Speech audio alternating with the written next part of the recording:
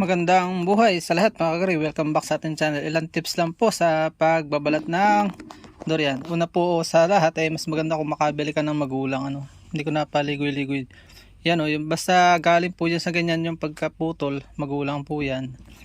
At palipasin mo ng 1 hanggang 2 araw para mas madaling kung hindi ka pa naman gutom na o sa sabik to sabik.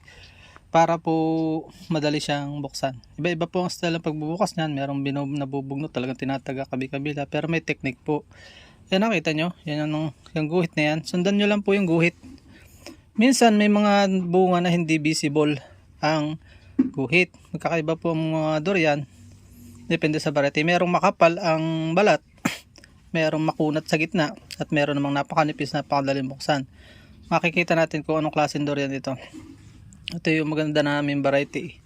Buksan natin dito sa magkakontra po para madaling, wag pa ganun dito o alin man dito sa ganyan para bukas po agad sa gitna.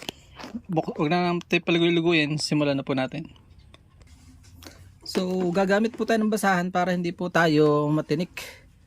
Dito po natin subukan sa magkakontrang ito.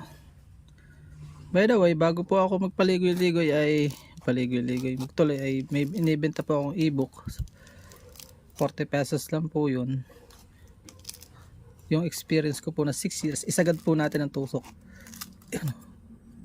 Minsan ay mahirap po para yun. Mas maganda kung may suot tayong goggles, pero dahil wala, tiis-tiis lang tayo. Pwede ng percent itong magkakontrang ere. Kung saan po yung maluwan, pwede doon natin sundan. Minsan may madali pong i-open, minsan may mahirap.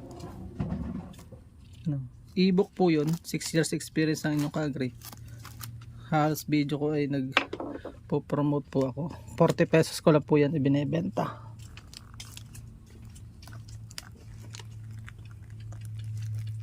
Huwag sanang bulok.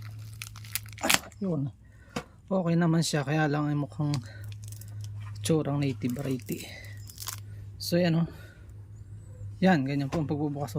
Parang hilaw pa itong hindi siya masarap kalase. So yun lang, maraming po salamat na may natutunan po kayo sa aming natin vlog. Nyo pong i-PM ako kung gusto nyo. 40 pesos ko lang po binibenta. Share ko sa inyo via messenger or email. Downloadable link po siya. Paalam and God bless. Please support all Filipino vloggers. Pakita natin sa madagkakas sa panlahing Pilipino. Babay muna po. Hanggang sa muli po nating 2026 season ng durian. At dyan po nagtatapos ang munti natin vlog. Kung kayo pinapagpala at mahilig kayo sa ganitong klase mga upload, please consider subscribing and hitting the bell icon so that you'll get notification sa mga upcoming namin videos. Po? Magkita-kits po tayo sa susunod natin mga vlog. Paalam and God bless. Bye-bye po muna!